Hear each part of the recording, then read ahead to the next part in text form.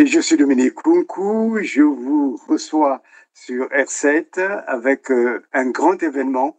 Un grand événement, c'est le livre qui est sorti, que j'ai lu dans son stade de manuscrit, pour lequel j'ai rencontré l'auteur qui m'a demandé d'en faire la préface. C'est un livre qui ajoute beaucoup d'éléments de connaissance à un phénomène que nous nous travaillons depuis maintenant bientôt 5-10 ans. C'est la manifestation du génocide de l'Ari au Congo et qui s'étend sur finalement tout le pôle. Ceux qui connaissent le Congo, c'est un phénomène aussi qui est attendu à l'extérieur parce que les gens, depuis la sortie du livre Génocide de l'Ari au Congo, la sortie du livre de Shunzaku sur une chronique sur le génocide toujours, mon livre sur l'or et le sang du génocide au Congo, et l'international s'intéresse vraiment à cette situation pour laquelle je rappelle que le Congo avait refusé à Genève d'autoriser qu'une enquête internationale soit menée pour la situation dans laquelle aussi il y a eu un homme qui actuellement est le premier ministre du Congo, avait écrit un livre, un pamphlet, pour dire que le génocide était imaginaire. Mais en fait, mal lui en a pris, puisque maintenant, avec le livre que j'ai lu, qui est en train de venir plus comme des vagues tranchantes, qui est lu et relu par les intellectuels, pas seulement congolais, africains aussi, mais aussi les juristes internationaux, commencent à s'intéresser vraiment sur ce phénomène avec le livre que je vous annonce qui s'appelle Enfer du pôle, le génocide. Et aujourd'hui, nous avons l'honneur de recevoir son auteur, qui va sans doute se présenter devant vous. Et nous allons lui poser pour vous des questions, surtout qui nous indique son livre, quel est l'intérêt de son livre, qui nous parle aussi de ce qui l'a poussé à l'écrire, mais au-delà de ça, quelles sont les stratégies derrière, parce qu'on sent bien que ce n'est pas un livre neutre, c'est un livre à la fois très documenté, mais c'est aussi un livre qui a envie de transmettre des vérités et peut-être aussi des actions qui peuvent être politiques, juridiques, ainsi de suite. Voilà. Je reçois pour vous M. Bimangou Prosper. Bonjour, M. Bimangou. Bonjour, Maître Nkunku Dominique. Comment allez-vous? Très, très bien, en tout cas, monsieur. Vous n'êtes Très, pas très bien. fatigué? Non, pas du tout par la fatigué. présentation du livre?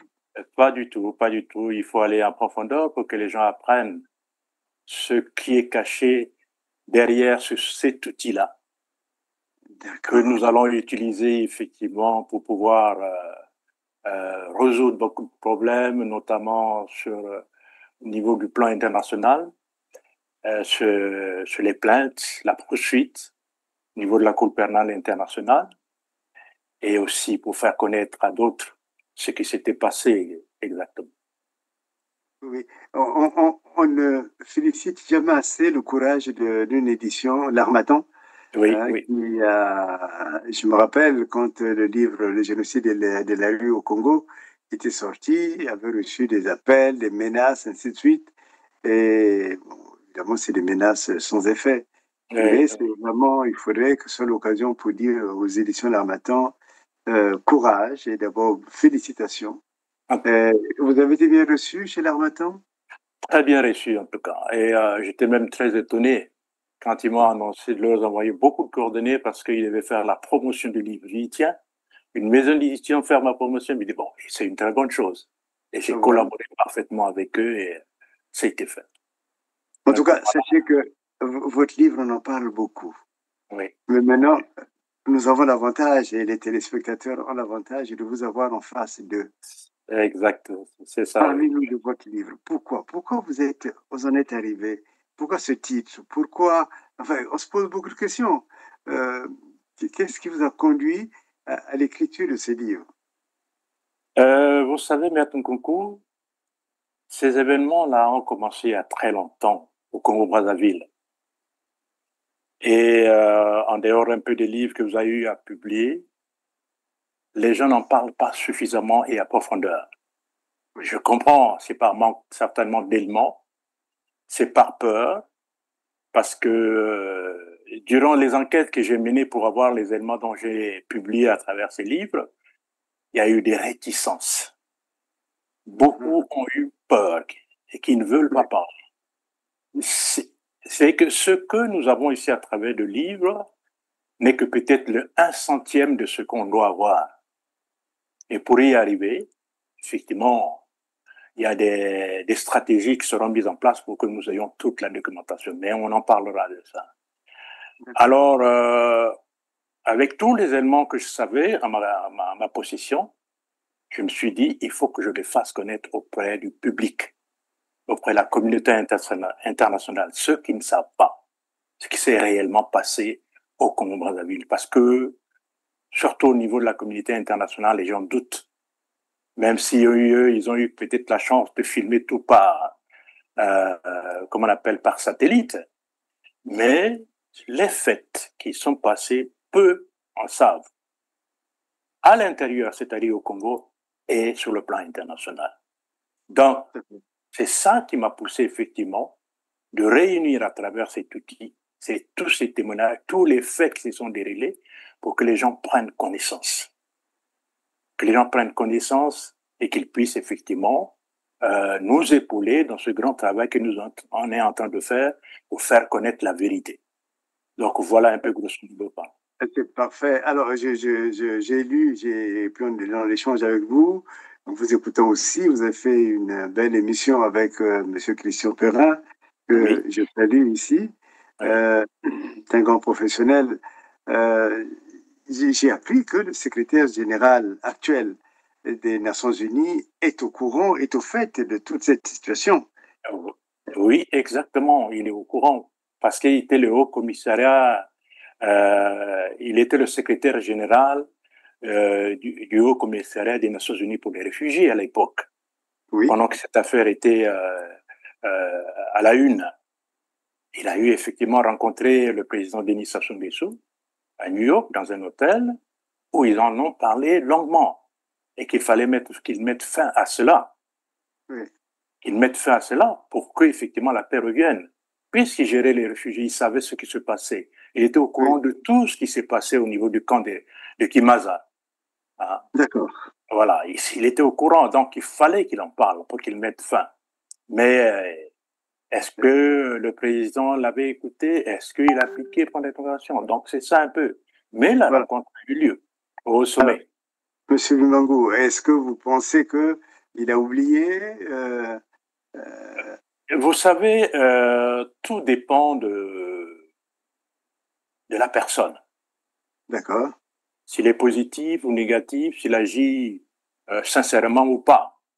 Parce que derrière ses pensées, derrière sa tête, on ne sait pas qu'est-ce qu'il a dans sa tête. D'accord. Il agit en conséquence. Est-ce qu'il va accepter dignement pour le faire ou il ne va pas l'accepter? Vous voyez? Donc, tout dépend de sa sincérité. Est-ce que vous avez envisagé dans vos projets, est-ce que vous avez dit à votre éditeur de lui envoyer un exemplaire au moins?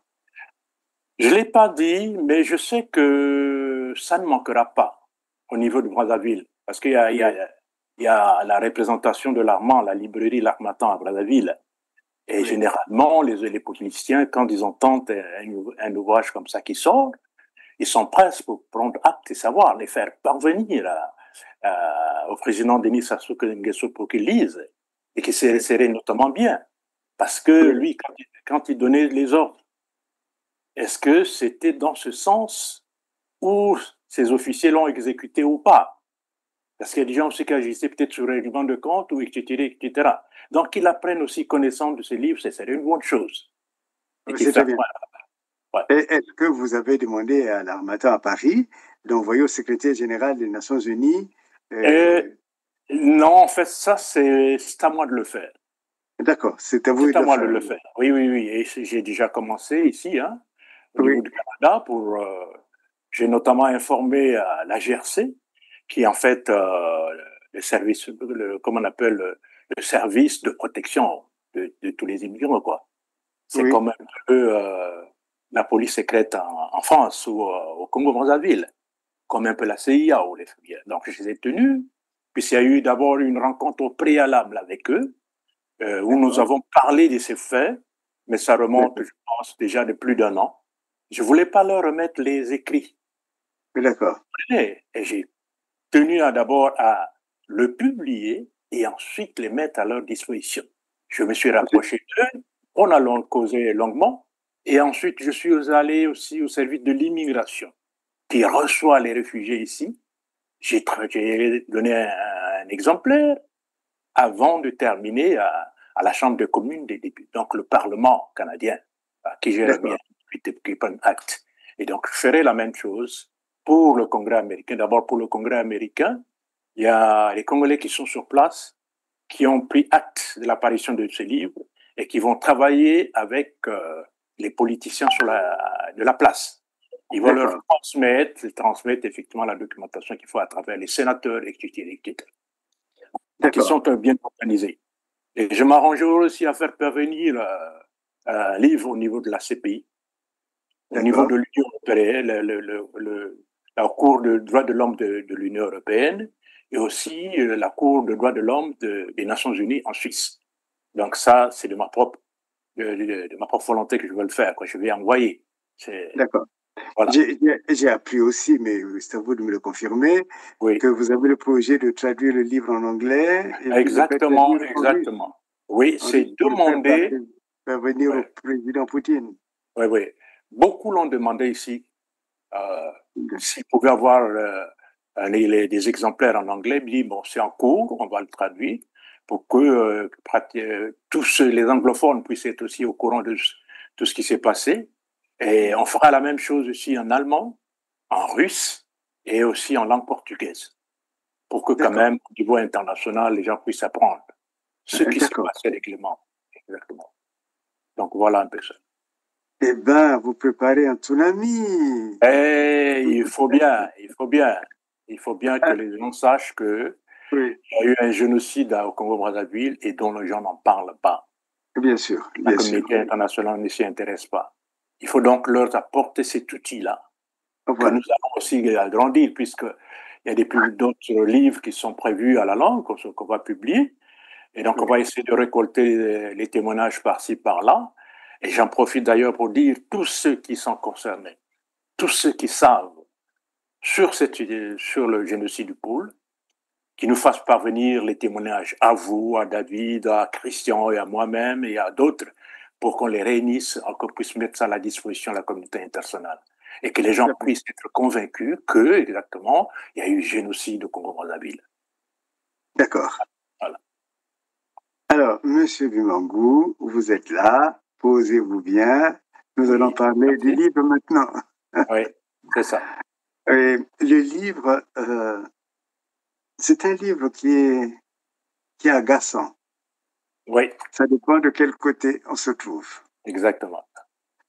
Certainement, pour ceux qui ont pensé que le génocide était imaginaire, c'est agaçant finalement d'avoir des preuves réelles, Mhm, des preuves, des preuves là, comme on dit, in situ, et qui vont évidemment, à moins qu'ils se mettent à réécrire, hein, vous savez, les négationnistes, ils sont nombreux, hein, mhm, ils peuvent continuer, bon, parle particulièrement de Makosso, mais pas seulement Makosso, de Sassou lui-même, et ainsi de suite. Tout le monde s'est mis en rang serré pour que, en fait, on ne puisse jamais parler de ce génocide, mais pourtant il mhm, existe.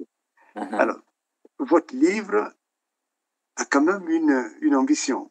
Oui, Son ambition, c'est de dire il y a eu génocide ou il oui, y a génocide. génocide. Déjà sur ce point, est-ce qu'il y a eu ou il y a génocide? Il y a eu génocide. Il y a Est-ce eu que génocide. maintenant il n'y a plus de génocide, c'est fini? Comment? Et maintenant, ça s'est calmé? Et écoutez, vous savez, quand ils ont mis en place le plan Moïbara, il y a Oui. plusieurs stratégies. Il fallait d'abord passer par la première étape, donc l'extermination des populations sur place.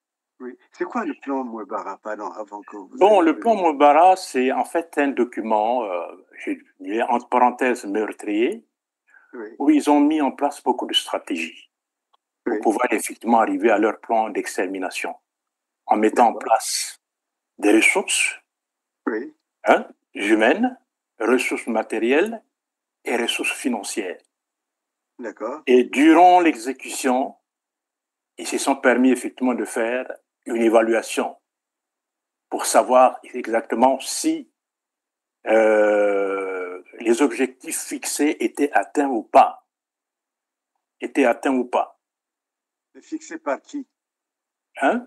Non, mais pas par comment on appelle, tous ceux qui ont mis en place ce plan Moyembara, donc effectivement le plan Sassou. Vous C'est-à-dire comprenez, c'est quoi? Sassou qui a mis en place un Et plan oui, d'extermination et de la population du Congo. exactement, c'est ça. Donc, D'accord. contrairement, c'est pratiquement comme un plan de développement économique. Donc, contrairement au plan de développement économique où les objectifs doivent atteindre comment, les résultats euh, attendus par rapport au développement d'une nation ou d'une entreprise ou d'un projet, chez eux, c'est beaucoup plus meurtrier. Savoir si les normes fixées pour les morts ont été atteints ou pas. J'ai un tableau ici où, par exemple, vous m'excusez un peu de lire parce qu'il y en a beaucoup, où ils avaient prévu, sur le nombre total de tués prévus, hein, Oui, avec excellence, c'est 125 000 dans la région du Poule, le nombre total des déplacés, 275 000, et le nombre total d'exilés prévus, 40 000, soit un total de dépeuplement total de 440 000. Vous d'accord. comprenez Et, quoi? Donc ça, ils ont fait l'évaluation, si ça a été atteint ou pas. Donc après cette évaluation-là, mais ils les se sont... 440, pardonnez-moi, mais parce que c'est des Oui, choses importantes que vous oui, évoquez oui, là. oui. La population de ce pôle, elle est de combien? À cette époque, en 1977, les données du quartier sud de Brazzaville avoisinaient les 250 000 habitants et la population du pôle 300 000 habitants, Donc soit ça un fait bien. total de 550 000 habitants. Et ils voulaient en éliminer 400 et quelques mille. Ils voulaient en éliminer prévu 125 000, 125, pardon. voilà, et les déplacer donc de la région du Pôle vers d'autres régions, 275 000, Oui, et le nombre d'exilés prévus qui partiraient à l'étranger, les 40 000, soit un total dans l'ensemble du développement total de 440 000. Vous voyez comment ça se représente en pourcentage? Donc, en nombre de tués, c'était 28,4%. En nombre de déplacés, 62,5%. Et en nombre d'exilés prévus, 9%. Soit c'est un total de 100%. d'accord. Donc, après cette évaluation qui a été faite, ils ont trouvé que les objectifs n'ont pas été atteints. Ces objectifs ont été compromis. Vous voyez? Et ils ont changé de stratégie. Au lieu de tuer comme ils le faisaient par les militaires, par des affrontements, ils ont changé de stratégie. Plus c'était et en douceur. Des empoisonnements, des exécutions encore sommaires, et ils se sont penchés aussi vers l'étranger. Et vous verrez effectivement qu'il y a beaucoup d'exilés, notamment les Kombongila qui ont été décédés, les qui ont été tués, qui ont été empoisonnés, les Mbiti, les Nanité, Lamayon qui sont partis, etc., etc. Ils sont nombreux. Vous voyez D'accord. donc, c'était un plan élargi et un plan non seulement prévu pour à l'intérieur du Congo, mais aussi à l'extérieur. Donc, c'est ça le plan Moebara pour atteindre ces objectifs-là. Ça soit établi un plan qu'il appelle Mouebara. C'est qui Mouebara? C'est quelque chose d'abord qui m'avait touché. Et quand j'ai essayé de me renseigner, on me dit Moebara, c'est sa mère. je me suis dit, mais quelle mouche l'a piqué? Qui m'excuse, mon grand frère, ça s'ouvre, parce qu'en tant que Bantou, hein, on se respecte. Je me suis dit, mais qu'est-ce que le grand frère a eu dans sa tête pour dénommer ce plan meurtrier le nom de sa mère? La maman, on la respecte. La maman, c'est la personne par laquelle tu es venu en vie, venu à la vie, qui t'a donné la vie. Mais quand tu... C'est pas sa mère. C'est pas sa mère de naissance, c'est sa mère adoptive. Et je ne sais pas exactement, mais apparemment, c'est sa maman. Qu'elle soit adoptive ou pas, c'est sa mère. Vous comprenez, quoi? Oui. Alors, quand vous donnez un tel nom, une telle dénomination à un plan d'extermination criminelle, oui, ça sous-entend quoi? Est-ce que sa maman était criminelle? C'est une façon de remercier sa mère? Je dis non, il y a quelque chose qui ne va pas. D'accord. Vous voyez quoi? Alors, je me suis dit un plan aussi criminel que ça. Dénommer le nom de la maman, ça ne marche pas. Ça ne tient pas de quoi. Alors, donc, ce plan Moïbara, c'est ça qui mettait en place les objectifs d'extermination. Non seulement dans le pôle, la Bouenza, et aussi dans les autres régions du sud. Mais le dépeuplement ici prévu, c'était pour le plan du pôle, des 440 000, parce que, un peu non, c'est pas seulement le pôle, mais un peu de l'ensemble. Vous comprenez, quoi, ce qu'ils avaient prévu. Les régions de la Bouenza et les Comous, etc., ce qu'ils avaient prévu. Alors, quand ils ont fait les évaluations, ils ont compris qu'ils n'avaient pas atteint. Puisque quand on voit le côté financier prévu pour cette opération, en grand nombre, au niveau de la Bouenza, c'était la partie la plus, comme on appelle, la partie la plus importante, suivie de la Lécomo. Et au niveau du pool, c'était moins que ça. Mais curieusement, c'est au pool où il y a eu beaucoup plus d'extermination. Vous comprenez, quoi? Oui. Alors donc, après cette évaluation, il fallait maintenant changer de stratégie pour pouvoir effectivement continuer à faire des exterminations, pour pouvoir tuer les gens, soit au niveau de la diaspora, soit à l'intérieur aussi. Ils ont changé de stratégie, puisqu'il n'y avait plus des affrontements. Vous comprenez, quoi? C'est-à-dire que, si je comprends bien, il y a eu des affrontements. Enfin, il y a eu... Ouais, c'est la guerre qui s'est passée au fond. Oui, ils ont tué, et puis après, ils ont arrêté, et c'est ce que vous appelez l'évaluation, c'est ça? Oui, ils se sont retrouvés, je pense, c'était à Pointe-Noire, hein, pour faire l'évaluation, ils ont signé des accords de paix. Mais après, effectivement, il fallait continuer à faire comment on appelle, continuer à faire la guerre, quoi, à trouver des solutions pour pouvoir exterminer, plutôt atteindre leur objectif. C'est là où c'est arrivé. Donc voilà un peu ça, quoi. D'accord. Ouais. Et donc ça, vous abordez ça dans quelle partie de votre livre? Ça, c'est effectivement la dernière partie du livre où il y a les tableaux comparatifs des données de Moebara par rapport aux résultats atteints sur place, notamment en ce qui concerne le pool. Et donc ça, c'est pratiquement pratiquement la dernière partie, avant l'épilogue et puis les annexes. D'accord. C'est là où on les trouvera, quoi. Alors, la question, j'avais dit, il y avait génocide ou il y a encore génocide? Parce que en préparant cette émission, j'ai appris que vers Kindamba et même plus bas, il y a des gens qui sont encore dans la forêt. Vous savez, jusqu'à présent, la paix n'est pas encore revenue dans le pôle. Si on parle de paix, c'est entre parenthèses. Mais s'il y a présence encore des militaires dans le pôle, oui, à quoi bon? Cela signifie tout simplement que les exterminations continuent à se faire, même clandestinement, si ce n'est pas à la une. Parce que nous n'avons pas encore les témoignages, nous ne savons pas encore ce qui se passe. D'accord. Vous comprenez, quoi? Il y a des gens qui sont là, mais c'est à la longue, on saura exactement ce qui s'est passé de telle période à telle autre, jusqu'à maintenant. Ok. Déjà, Voilà. donc, à l'intérieur, il y a encore des militaires qui des sont là, militaires, cantonés, quoi. et puis il y a encore des femmes violées, il y a encore tout cela. Et vous vous intéressez particulièrement dans la dimension d'extranéité. À l'extérieur du Congo, là aussi, il y a euh, une chasse aux gens du pôle. Euh, Euh, pas seulement ok, le pôle, pas oui. seulement le pôle, mais tous les opposants politiques, y compris que ce soit des nordistes, que ce soit, puisque ceux de Wando, par exemple, les gens de Yombi sont poursuivis, ils sont nombreux ici à l'extérieur.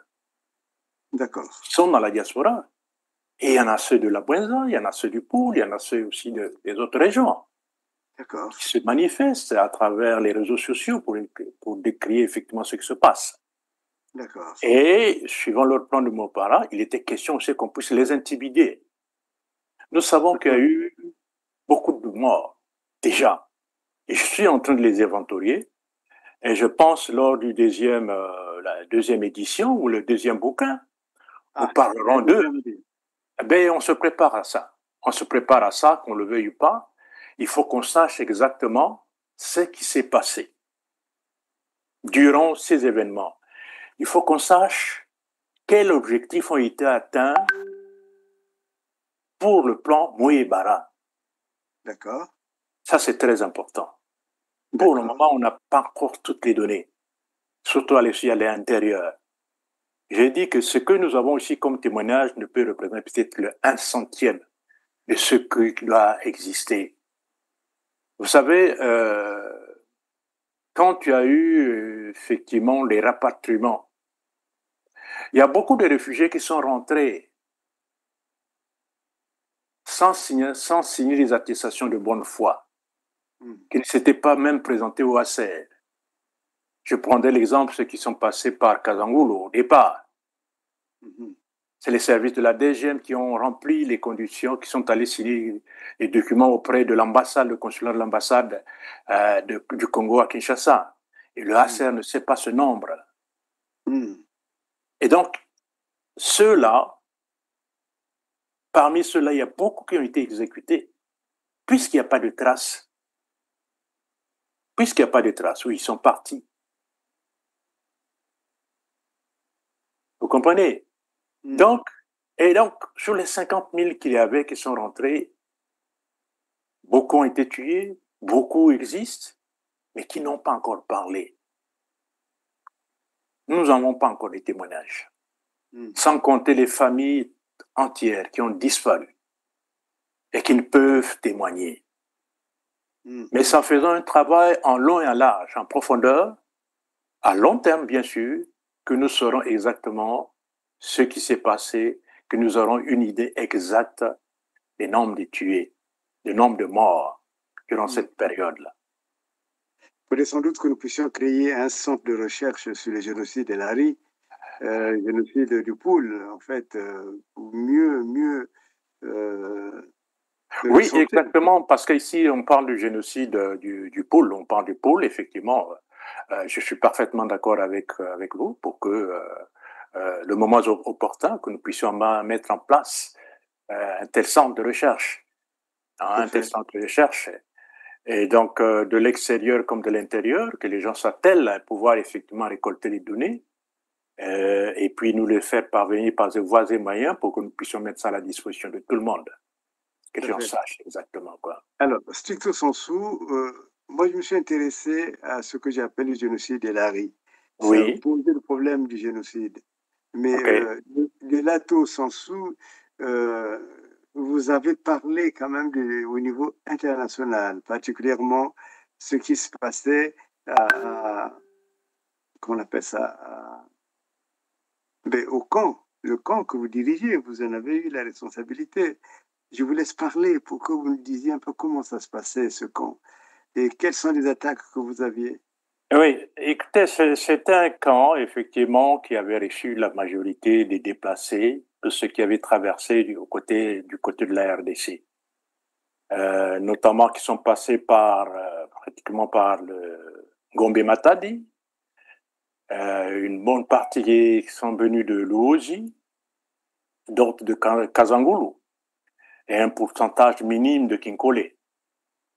Et donc, tout cela a été géré. On trouvait qu'effectivement, il y avait aussi des nordistes, il y avait aussi des gens de la Bouenza, il y avait aussi nous autres, là, les gens du Poul, tous confinés, qui étaient à exil. D'accord. Et moi, effectivement, au départ, j'avais en charge comment on appelle, le secrétariat au développement. Donc, chargé de la mise en place des structures de développement pour améliorer les conditions de vie des réfugiés. D'accord. Vous comprenez? C'est-à-dire que les gens puissent quand même être à l'aise avant, effectivement, de devenir à long terme, effectivement, le président du camp. Alors, c'était un camp qui était bien censé, qui renfermait beaucoup des intellectuels. Et c'est ça qui m'avait facilité le travail de recherche que je vais faire, de recruter les témoignages pour que j'ai mis à la disposition de tout le monde. Mais ce plan faisait peur. Vous comprenez? Parce que pourquoi je le dis? Nous avons reçu la présidente du camp des réfugiés du Gabon, qui passait par là, qui allait en Kamba. Elle nous a confié ceci. Sincèrement, il a dit, nous aussi, depuis le Gabon, nous comptons sur vous. Parce que nous savons qu'il y a des élites intellectuelles ici. Vous êtes tenaces, vous êtes forts de ce côté. Et nous espérons sur vous. Et donc... Et c'est en quelle année cela? C'était entre les années 1999, cette année où le camp est ouvert, jusqu'à maintenant, encore des gens qui sont restés là-bas. Mais moi, je suis resté jusqu'en 2004, avant d'être transféré à Kinshasa compte tenu de l'insécurité de l'affaire Anadem F. Alors, ce camp a fait peur à Kinshasa, à Brazzaville. Et pour eux, ils estimaient que c'était un camp de ninjas. Je dis non. C'était pas un camp de ninjas. Pourquoi? Parce que à Kinshasa, au hasard, j'ai rencontré un ami réfugié dont l'oncle était membre de la sécurité du Congo-Brazzaville. Oui. Et cet ami-là m'a présenté chez son oncle et puis on a revu à cause, il a échangé. Il nous dira ceci, qu'au niveau de la présidence, il soupçonne qu'il y a des ninjas qui quittent le camp et qui viennent faire des coups à Brazzaville. Il dit, comment ça là? Est-ce que vous représentez ce qu'ils disent, ce qu'ils nous soupçonnent là? Il dit, oui, c'est ça qu'ils disent. Que c'est des ninjas qui quittent le camp de réfugiés de Kimaza et qui viennent faire les coups à Brazzaville. Il dit, c'est insensé. Le camp de Kimaza se trouve à plus d'une cinquantaine de kilomètres du fleuve. Quitter le camp le matin pour arriver vers le fleuve le soir, et donc traverser le fleuve et quitter le fleuve, notamment prenons par exemple vers Mbelo, aller à Brazzaville faire le coup et revenir très tôt le matin. Puis je dis, écoute, est-ce qu'il rêve lui? Mais c'est insensé, quoi. Et par après, j'ai compris que c'était du mensonge. Comme ils étaient habitués, ils voulaient continuer à vider les caisses de l'État. Il fallait créer du mensonge pour que ça débloque toujours des sous et qu'eux, ils puissent vivre. Parce que pour eux, c'est un fonds de commerce aussi, cette affaire-là. Donc, il fallait chercher du mensonge, créer de n'importe quoi par-ci, par-là. Et c'est ce qu'ils ont fait. J'ai dit, non, c'est pas réaliste. Que au camp de Kimaza pour aller vers le fleuve Congo qui était à plus de 50 km, ça va te prendre du temps. Il faut que tu trouves une pirogue qui va te traverser là-bas pendant combien de temps? Tu vas marcher de Mbelo jusqu'à Brazzaville, tu fais des coups et tu te retrouves le matin au camp. Mais c'est insensé. Et vous comprenez? Donc le camp Brazzaville avait peur du camp de Kimaza. Raison pour laquelle ils ont envoyé d'abord une délégation, un commando avec une tsuru, un commando de 18 personnes et 18 militaires avec une tsuru, pour chercher à nous exterminer. Ça, on en a longuement parlé avec Christian, et qui avait échoué. Vous comprenez, quoi? Parce qu'ils étaient venus avec des silencieux, du poison qu'ils devaient mettre dans des citernes d'eau, et une mallette avec des faux dollars pour corrompre les autorités. Ça n'a pas marché. Une deuxième délégation va venir, c'est celui de l'ANADEM F. Et là, c'était maintenant pour chercher, pour acheter faire l'achat des consciences. C'est-à-dire que demander aux réfugiés de pouvoir répondre au nom des vrais disparus. Et ça aussi, ça a échoué, grâce à la collaboration entre nous, réfugiés, et les autorités politico-administratives de la RDC. Soit à Kinshasa, à Mbazango comme à Kinshasa aussi. Vous comprenez, donc, on a subi ces choses, ces visites incroyables. Donc, ça dit qu'ils ont envoyé des commandos. Des commandos, bien sûr. Oui. Hein? Vous comprenez? Il y avait combien de gens? Il y avait combien de gens là-bas dans le camp? Oui. Bon, c'était un nombre vraiment restreint qui était resté. Hein. On était près de 2000 réfugiés. La majorité des 50 000 étaient rentrés. Et puis, il y a des gens qui venaient au camp et qui en plus signaient des attestations de bonne foi et qui rentraient à Brazzaville. Ils préféraient partir. Ceux qui étaient rentrés, en fait, c'est les fameux disparus du beach après. Non, c'est pas ça? Non, là, les disparus du beach, c'était avant même l'ouverture du camp. Parce que c'était au mois de mai. Oui. Mai 99. Or, le camp était ouvert un peu plus tard, je pense. Vous voyez quoi? C'était au mois de mai 99. Et le camp, moi, je suis arrivé le 19 juillet, non, le 29 juillet 99. Donc, je pense 3 mois ou 6 mois après l'ouverture du camp. Donc, ceux qui étaient rentrés, les disparus du beach, ce sont ceux-là qui sont rentrés, le groupe des réfugiés qui sont rentrés non seulement aussi de Ngombe Matadi, de Mbazangungu, de Luozi, mais aussi de Kazangulu, et ceux aussi qui étaient à Kinshasa. Vous voyez quoi? Qui étaient enlevés au beach. Voilà. Mais ceux du camp, ce que j'ai eu à recenser, ce sont ceux-là, effectivement, aussi, que j'ai mis aussi dans le livre, que vous trouverez ici dans le livre, dans un tableau exhaustif. Ouais. C'est ça, quoi. Ouais. Et d'ailleurs, c'est ces informations majeures, hein, qui sont... Oui, majeures, exactement.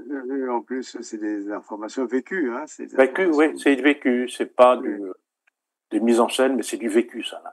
C'est ça le mérite de votre travail. C'est quand même... Quand vous faisiez ce recensement, ou bien vous préparez cela, est-ce que vous aviez envie de publier un jour un livre, ou bien c'est...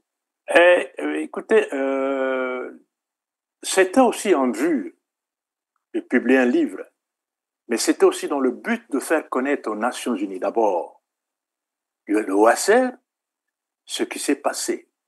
Et j'ai remis des copies. Au OACR. Alors, il y a une délégation qui venait de Genève, qui est arrivée à Kinshasa, qui sont venus aussi à Kimaza, à qui j'ai remis des manuscrits pour qu'ils sachent exactement ce qui s'est passé. Et c'était dans le but, effectivement, qu'ils puissent saisir le siège, enfin les Nations Unies, l'Organité des droits de l'homme aussi des Nations Unies à Genève, qu'ils sachent un peu exactement ce qui s'était passé. Et j'ai compris qu'il y avait un silence. De leur côté, effectivement, ils n'avaient pas le droit, mais ils disent, je dois le faire moi-même. Et je suis très content que ça soit publié à travers ce livre. Oui, alors, voilà. Mais le silence, justement, le silence du HCR a toujours interrogé. Est-ce qu'ils sont complices de ce qui s'est passé au Biche? Est-ce que c'était fortuit, c'était malheureux, enfin, ainsi de suite? Finalement, quelle est leur position par rapport Vous savez, le HCR a une mission. Oui. C'est la gestion des réfugiés dans les pays d'exil. D'accord. Donc, ils s'occupent de la gestion des réfugiés, ils les accompagnent dans tous leurs droits, et les aident aussi pour ceux qui veulent rentrer au pays, c'est-à-dire signer des attestations de bonne foi. Avant les rapatriements, ils doivent vérifier exactement si toutes les conditions sont remplies. Si les conditions ne sont pas remplies, ils ne peuvent pas le permettre. Si le rapatriement avait commencé, parce qu'il y a eu des accords tripartites qui ont été signés entre le Congo-Brazzaville, la République démocratique du Congo, le HCR était présent aussi, et puis aussi l'Angola. Donc, s'il n'y a pas eu signature de ça, le HCR n'acceptait pas que les Congolais puissent rentrer de Congo-Brazzaville. Je me rappelle, je n'étais pas encore arrivé, mais j'ai eu vent qu'à Mbanzango, il y a une délégation du HCR qui était venue et qui leur avait conseillé de rester sur place, ne pas repartir. Pourquoi? Parce qu'ils savaient que les conditions n'étaient pas encore remplies. D'accord. Mais il y a des gens, malgré ça, qui s'entêtaient de partir, et voilà, beaucoup ont trouvé la mort. Ouais, Indépendamment de leur volonté, parce que après avoir entendu l'appel du président Denis Sassou Nguesso qui les a appelés de repartir, ils se sont dit, le père de la nation nous appelle, quoi, il faut donc repartir. Mais il ne fallait pas lui faire confiance. Voilà, donc ça a été un guet-apens. Oui. Alors, non, la mais question... justement, ce que vous dites est très important du point de vue du droit.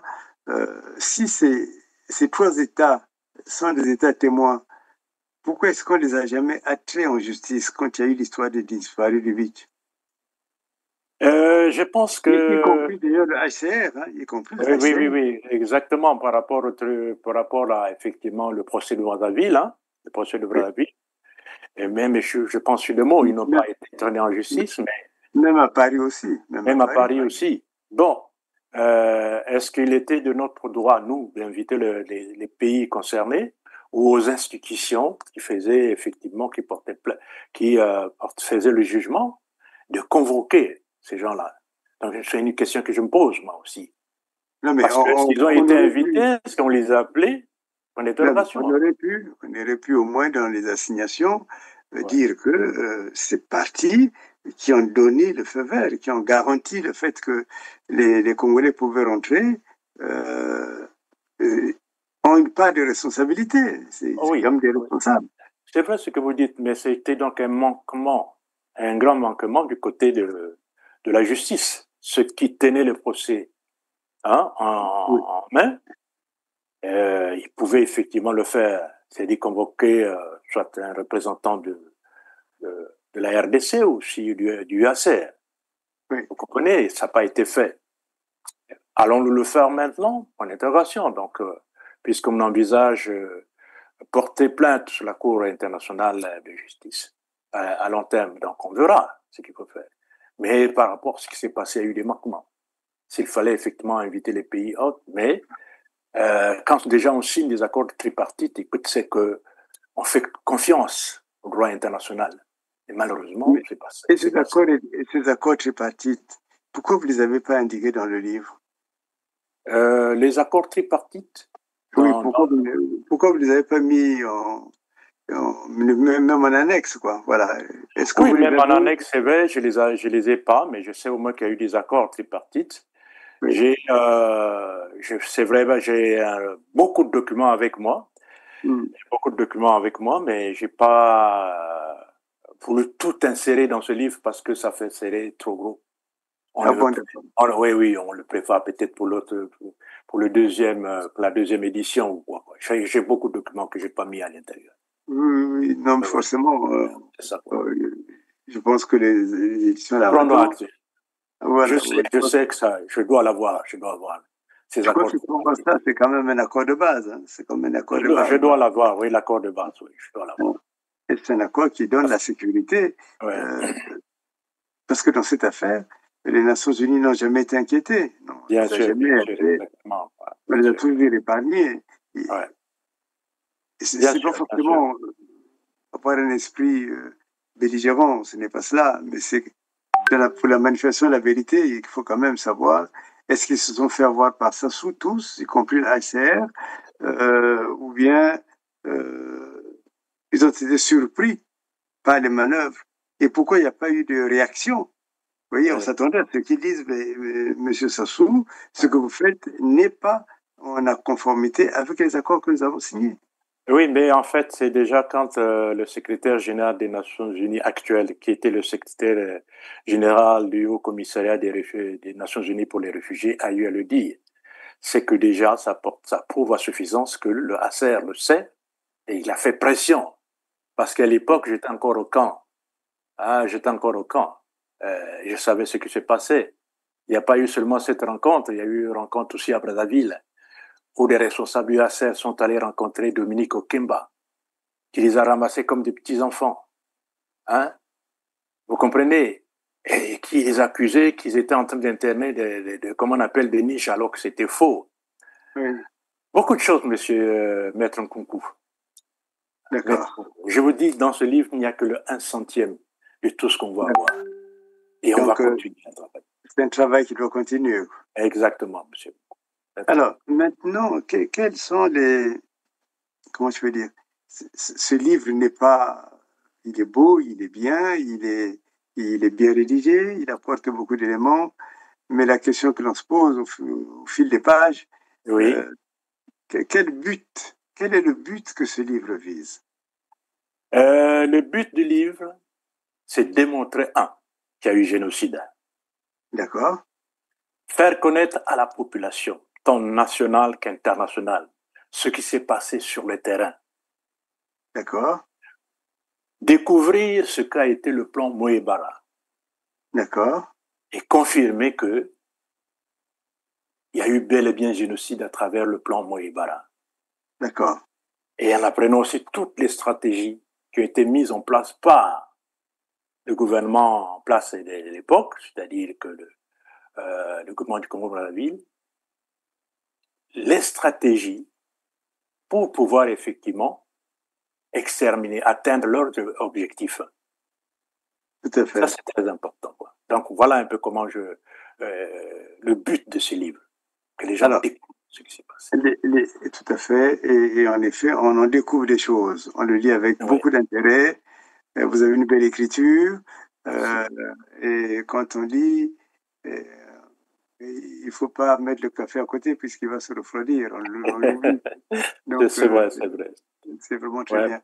Alors, les gens pourraient vous dire, mais le Congo a signé la convention Genève.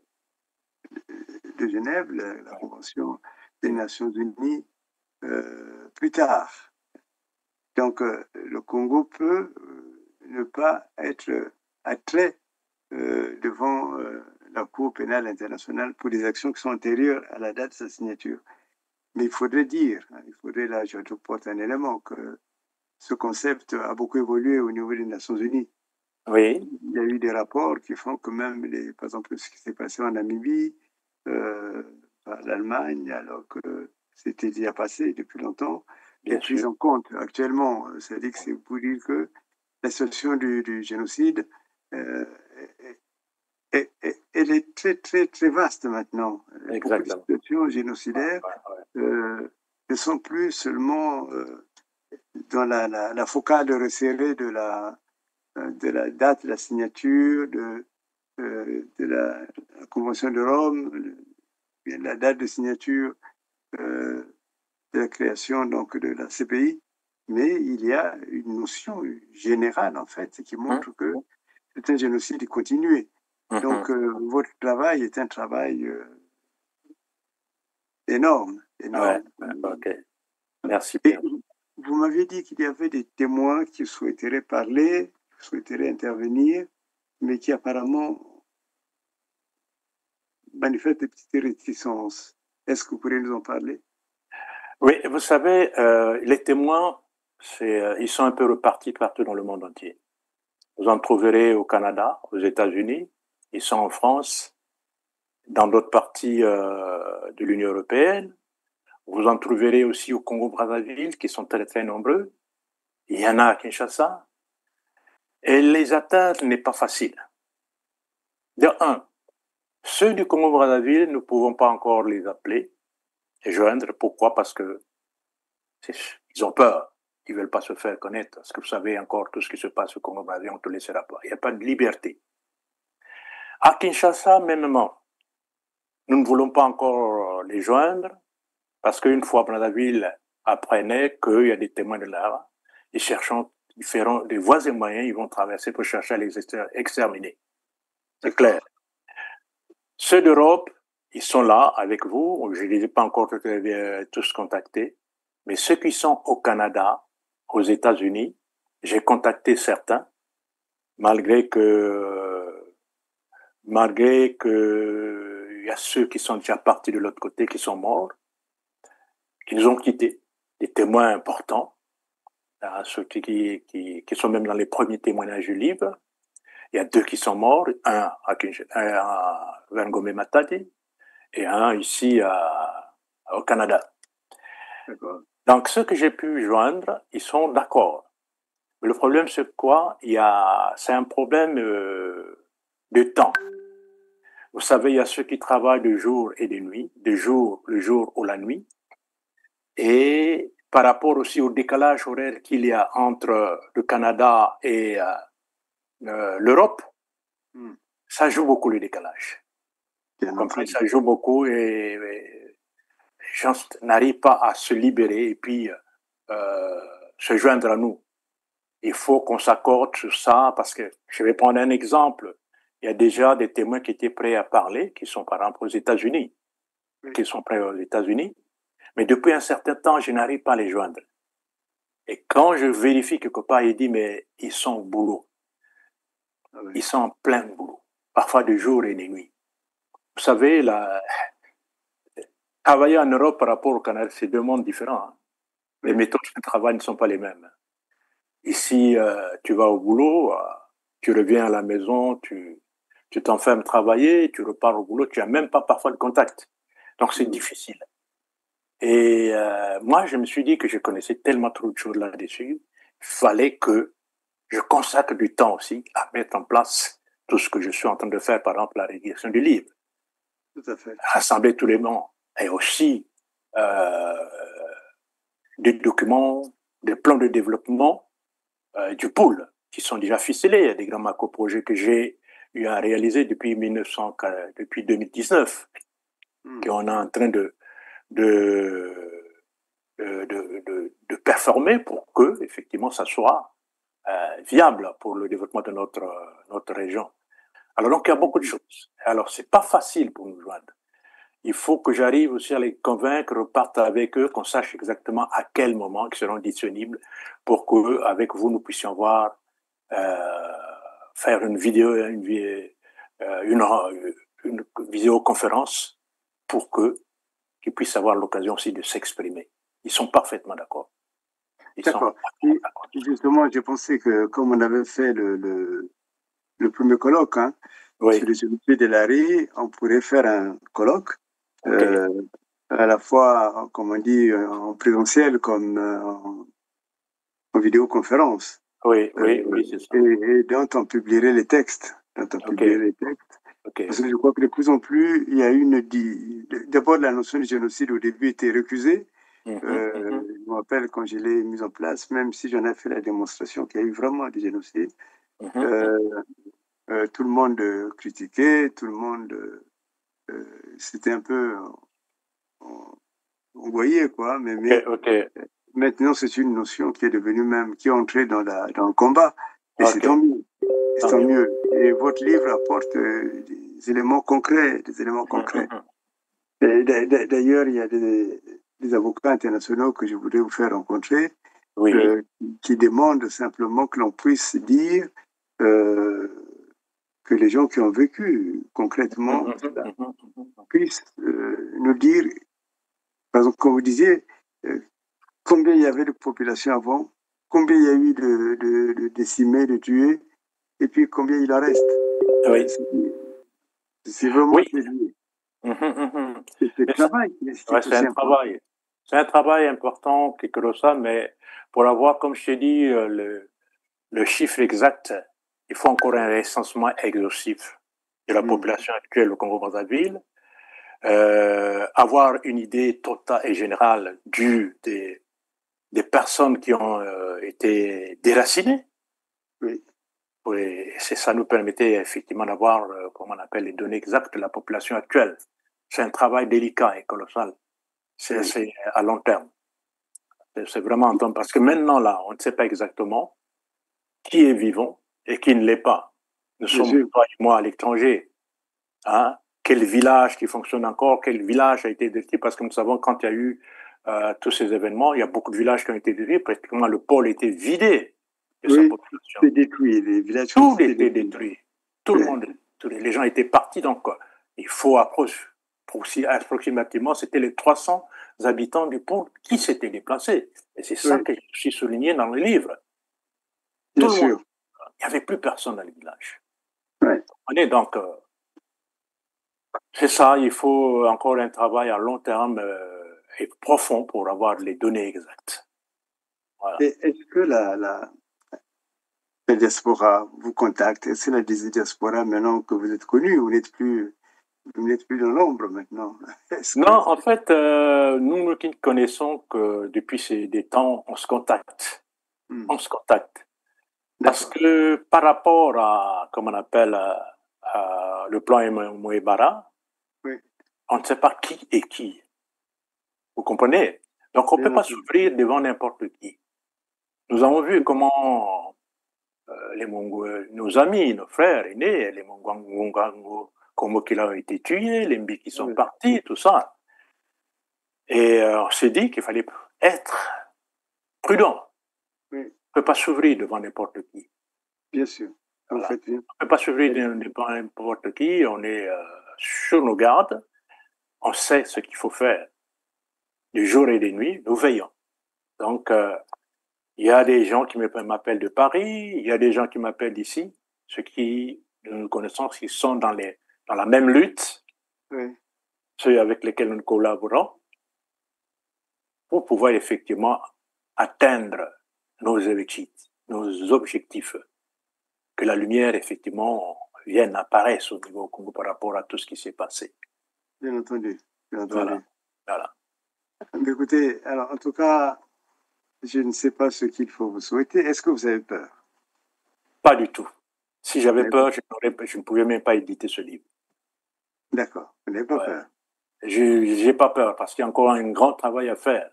Il faut que je me déplace, que je reparte encore en Afrique centrale et faire la ronde de tous les pays limitrophes pour savoir quels sont les Congolais qui sont morts pendant cette période-là. Tout à fait. Et ça nous donnera une idée exacte. Et puis qui vit encore. Et qui vit encore. Et qui vivent encore, exactement. Il y a un travail profond et long et titanesque à faire. Il faut aussi qu'on remplisse rassembler les moyens pour le faire. C'est pas facile. Oui, c'est le problème des moyens aussi souvent. Mais la conviction apporte les moyens aussi. Bien sûr. Et est-ce que les personnes étrangères au Congo sont intéressées par cette cause? Je ne peux pas te dire parce que je ne suis pas tellement trop en connaissance, en contact avec ceux qui sont. Vous parlez des gens à l'intérieur du pays ou à l'extérieur du pays? À l'extérieur. À l'extérieur, si, ils sont beaucoup intéressés. Notamment, je sais qu'il y a beaucoup de Sénégalais en ce moment précis qui sont en train de l'acheter, qui l'ont commandé.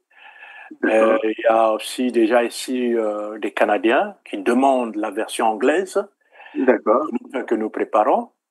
Et ceux qui sont en France sont en train de faire du travail au niveau professionnel pour que les gens qui sont aussi là-bas après prennent connaissance de tout ce qui s'est passé.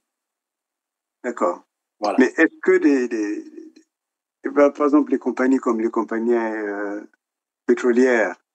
Oui, Elf Congo par exemple. Pétrolière comme Elf Congo, ou plutôt c'est Elf, Agip Recherche actuellement, je ne sais pas où. Il y a Agip, il y a Agip, je crois qu'il est en ce non. Il y a Total, ainsi de suite. C'est quand même Elf Congo. Ce ne sont pas oui. Mais effectivement. Par rapport au soutien qu'ils apportent au gouvernement de Sassou. Non, ça c'est effectivement, ça c'est important ce que vous dites et on y pensera. C'est-à-dire que leur envoyer un exemplaire pour qu'ils sachent exactement ce qu'ils ont fait, les dégâts qu'ils ont apportés. Oui. Et je pense peut-être aussi au ministère des Affaires étrangères française. Oui, pour qu'ils sachent l'implication de la France dans cette affaire. Parce que dans les témoignages, on trouve qu'il y a beaucoup de Français qui ont été tués. Par exemple, le rescapé du Beach, là, il parle. Comment un officier de l'armée française a vomi, qui a dit, quand les détenus demandaient de l'aide pour les libérer, il dit, mais écoutez, vos parents ont tué beaucoup des Français au front. Donc, allez vous faire voir ailleurs. Vous comprenez? Donc, cela signifie que la France est impliquée. D'accord. Qui nous explique ça aussi. Pourquoi? Qu'est-ce qu'ils sont allés faire. C'est ça, le remerciement de l'aide qu'on a apportée à la France. Oui. Hein? Avoir été la capitale de la France libre, les avoir soutenus pendant la Deuxième Guerre mondiale. Et ça, c'est le remerciement qu'ils donnent au Congo-Brazzaville. Je ne pense pas. Ils sont allés trop loin. Il faut qu'ils nous expliquent, qu'ils savent un peu la gravité de ça. C'est vrai, c'est des accords entre, comment on appelle, entre les gouvernements, mais écoutez, pas jusqu'à là quand même. Oui. Mais est-ce que, par exemple, un pays comme l'Angola, est-ce que vous allez les interpeller? Mais raison pour laquelle on va traduire ce livre aussi en portugais. Ah, d'accord. On va le leur envoyer là-bas, qu'ils puissent comprendre ce qui s'est passé au Congo-Brazzaville. D'accord. Oui, donc on s'arrange à ce que toute la communauté internationale soit intéressée, sache ce qui se passe. D'accord. Vous comprenez? C'est ça. Oui. Que ce ne soit pas du mensonge, si cela, mais une réalité. Voilà. Ce qui s'est passé au Congo-Brazzaville. Nous ne cachons rien. Nous n'avons pas d'ennemis. Mais ce qui s'est passé au Brazzaville, ça souillait un peu notre image. Bien sûr. L'image des nations aussi. Des nations autour aussi. Et même l'image des Nations Unies. Bien sûr, bien sûr. Il faut beaucoup interpeller le secrétaire général des Nations Unies. Pour dire que même si dans un hôtel, il avait mis en garde Sassou, mais il ne s'est pas arrêté. Il a quand même les moyens de pouvoir au moins dénoncer ce qui se passe là-bas. Exactement. Voilà. Et puis sa position actuelle devrait l'inciter. Bien sûr, bien sûr. Ouais. Qu'est-ce que je peux vous souhaiter, monsieur Dimangou? vous qui avez un si beau nom. Merci, merci. Mais écoutez, ça me souhaitait une chance, le courage, les moyens d'achever ma mission à travers la publication de tout ce que je connais comme vérité pour que les gens prennent. Que j'arrive à bout. Donnez-moi ces forces-là aussi. Votre soutien, ça vaut la peine. En tout cas, sachez que nous serons toujours là. Merci bien. Pour vous accompagner pour la publication de ce livre. Merci à toi. Nous serons toujours là.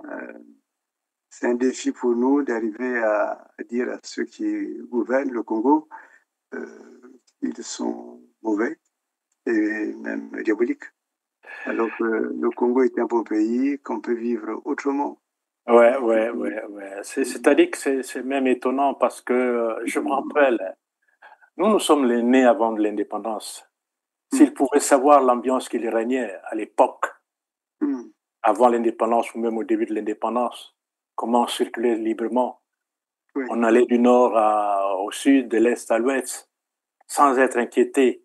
L'amour coulait, de partout, comme de l'eau d'une source d'une source de montagne. C'était beau à vivre. Mais pourquoi sommes-nous arrivés là? Qu'est-ce qui se passe? Ne s'interroge-t-il pas qu'est-ce qui se passe? Qu'est-ce qui s'est passé pour qu'on arrive là?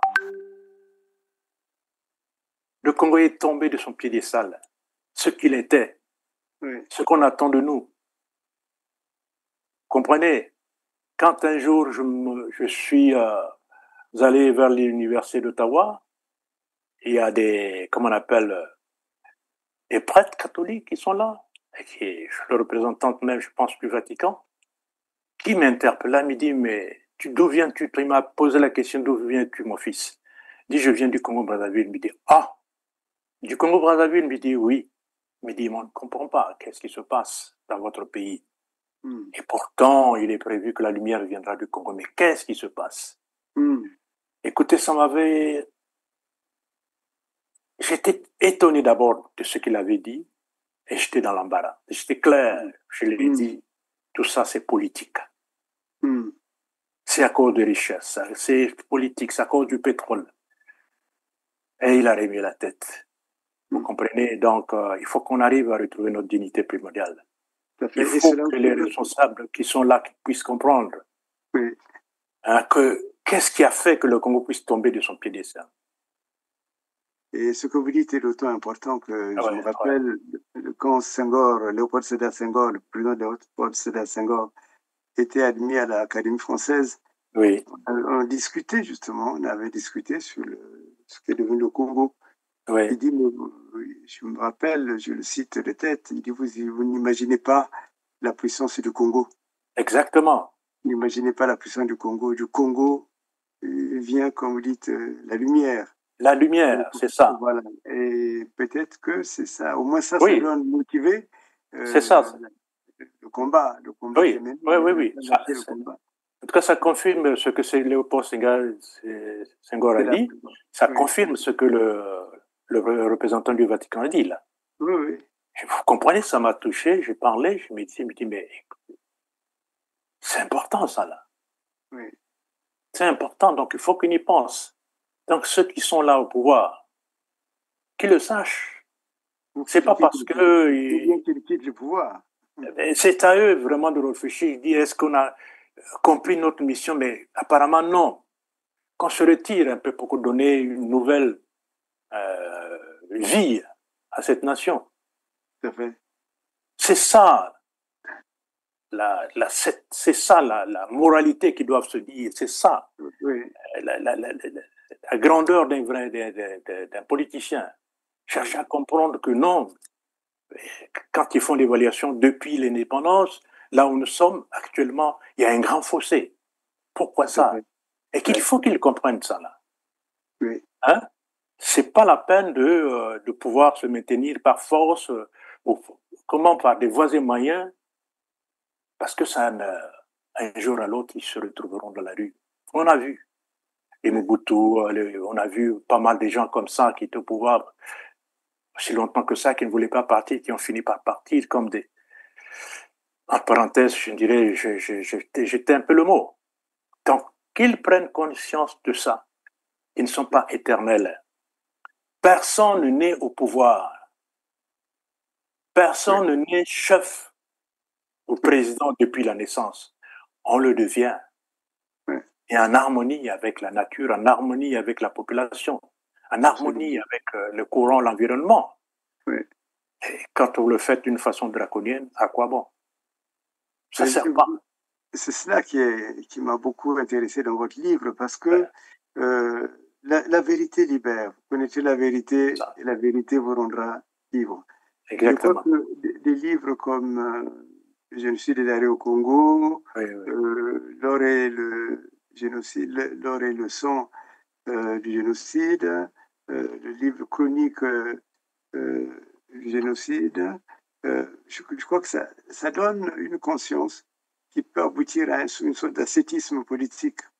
C'est-à-dire que les gens entrent en politique non pas comme des voleurs, des pirates, Mhm. mais qu'ils entrent en politique comme vraiment des guerriers de la paix, des guerriers de Mhm. la liberté, j'ai envie de dire, euh, que deviennent des témoins de Dieu qui aiment Mhm. ce Mhm. peuple du Mhm. Congo. C'est ça, Voilà. exactement. Donc, En tout cas, c'est. Jusqu'à présent, sincèrement, je suis très embêté parce que quand je lis un peu le poème Ibarra, qui a créé une division, une scission entre les peuples, ça me touche à cœur. J'ai des amis, hein, Mboshi, avec lesquels j'ai fréquenté, qui sont encore là, et que je n'arrive pas à voir à cause des politiciens. Vous vous rendez compte? Mais pour il moi, faudrait, intérieurement, ça reste des amis. La politique, c'est une enveloppe. Personne n'est né politicien. La politique, on devient politique. On le devient. c'est sûr. Personne n'est né politique. On est tous des Congolais d'abord. Il faut qu'ils oublient ça, qu'il faut mettre de côté la politique. Alors, vous allez peut-être lancer un appel, un dernier mot par rapport à ce que vous dites, hein, même à Oui, vos amis. oui, oui, oui. Non, effectivement, je lance un vivant appel aux autorités politiques du Congo-Brazzaville qu'ils prennent acte, qu'ils prennent conscience de tout ce qui se passe, tout ce qu'ils ont eu à faire, et de prendre du recul, constatant que rien ne va. Ils sont conscients de la gestion chaotique qu'ils ont eu à faire. Parce que vous ne pouvez pas mettre en place un plan d'extermination des populations. Étant gouvernant de ce pays, étant ressortissant du peuple congolais, du peuple dont ils sont issus, vous ne pouvez pas le faire. Faire un plan économique, de développement économique pour le bien de tout le monde, oui. Mais faire un plan d'extermination de la population, mes amis, sachez-le que c'est un génocide. Vous êtes tombé de votre piédestal rien que pour les intérêts égoïstes. Ça ne paye pas. Merci. Oui, sachez-le que c'est un génocide. Autrement dit, c'est ce qu'on appelle le loufuku. Le fuku, c'est vraiment l'extermination de tout un peuple. Et nous disons non à cette extermination. Et c'est pour cela que, par tous les moyens, nous favorisons la sortie des livres de qualité comme le vôtre. Merci. Souhaitant ce livre bon vent et faites des colloques, avancez, n'hésitez pas. Et si on peut être utile, si je peux être utile, je le serai toujours. J'ai besoin de votre aide. Merci, merci. En tout cas, mesdames, messieurs, merci d'avoir suivi notre brillant auteur, Monsieur Bilmangou Prosper. Lisez son livre, faites des colloques, des conférences avec, et vous verrez que la conscience, parce que la conscience, il faut lui mettre un feu pour qu'il se réveille un peu, pour qu'elle se réveille. Et merci beaucoup. Merci, Monsieur Bilmangou. Merci à R7. Et merci au Congo, parce que le Congo existe encore. Bien sûr. Aux Congolais et aux Congolaises. Au revoir. Merci. Au revoir. Merci. Que Dieu vous bénisse. Merci.